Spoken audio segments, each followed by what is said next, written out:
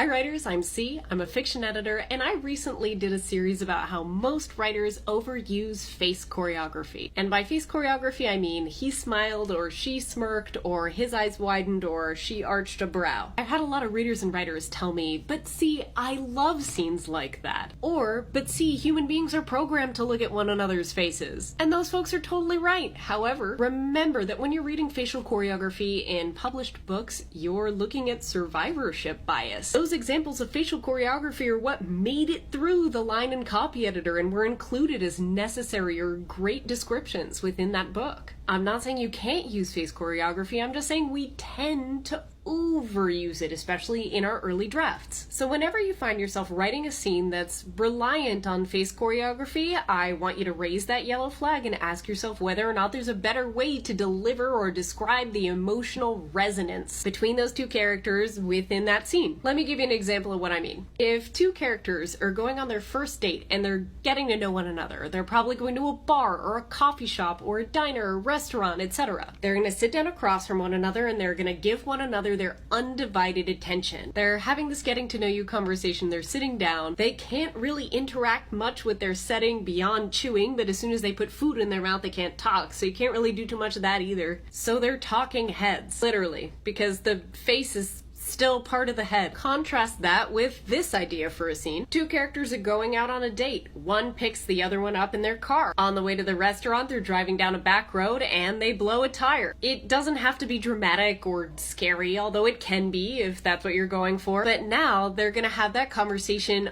on the roadside while trying and perhaps failing to change that tire and then waiting for roadside assistance. And in addition to the conversation that they're gonna be having, the words that they're gonna be speaking, you're also going to be showing the reader a ton of information via subtext. How are they interacting with one another when they're faced with a problem? What are they like as individuals and as a pair when it's hitting the fan? And because they're not sitting down, you can go beyond just their facial choreography, although you'd use some of that too, and get into the full range of body motion, not just for expression, but also because they're interacting with the setting while they're changing that tire. Instead of someone clenching their jaw in frustration, you can have their fist tighten around a wrench. There's nothing inherently wrong with facial choreography, but if you could broaden your horizons and push the story farther, do it.